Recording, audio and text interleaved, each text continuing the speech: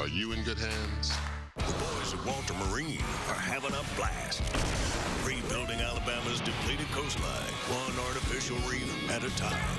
Reef Wranglers, a Weather Channel original series. Premieres Tuesday at 9, only on the Weather Channel. And now your local on the 8's.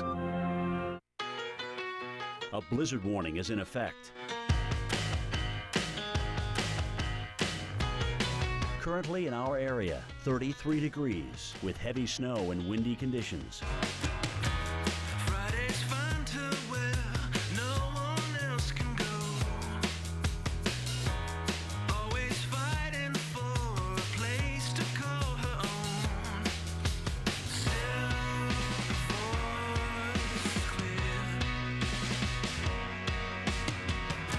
My hands were frozen to my telephone. I was one cold warrior waiting in the snow. Tonight, snow, heavy at times.